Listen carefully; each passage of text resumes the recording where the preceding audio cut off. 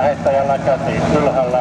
Saman tien lippu heilahtaa ja tasainen lähtö, mitä tekee ulkoradan Outi ja Lehtinen ei pääse kärkeen, saman tien siellä pyörähtää Saarni.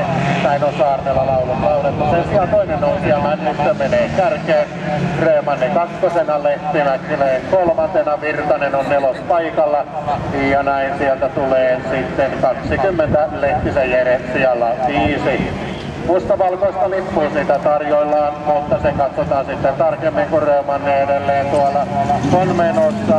Ja kärjessä on siis Männistö Röömanni kakkosena ja Lehtonen on muutamassa kultamitalitaisteluun mukaan.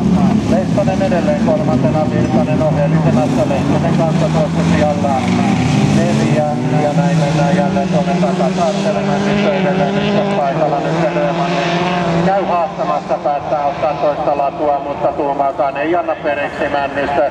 Ja jälleen Männistön komennossa lähdetään täydellä ratakierrokselle. Männistö Röömanni selkeä taistelupari, kuljettaja on Kimpan. Kimmo verran käymässä paketissa, vaan ei ole muuta, sillä ei näe Virtanen. On vakiinnuttanut tuosiaan 4 ja nyt sen kakkospaikassa käydään arvotonta kahvinaa. Näin menee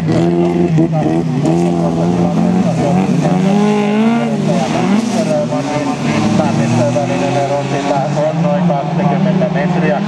Kilpailijalle numero 41 mustavalkoinen lippu syynä haittaava kaistanvaihto, kun jälleen saadaan täysi ratakierros päätökseen ja näin Männistö ylhäisessä yksinäisyydessä Röömannin kakkosena, näin Lehtonen sijalla 3, Virtanen nelosena ja Virtasen takaa on tulossa jälleen kuljettaja ja se on tällä kertaa Saarni. Lehtinenhän oli tuossa aikaisemmin, Lehtinen on jäänyt tuonne takakaarteeseen, jotenka hän tulee olemaan päivän 6. Puolikierrosta ruutulipulle matkaa ja tilanne on kaikilta muuttumaton. Pienempi oli Männistöltä B-finaalista Ahan ja päivän voitto, onneksi olkoon.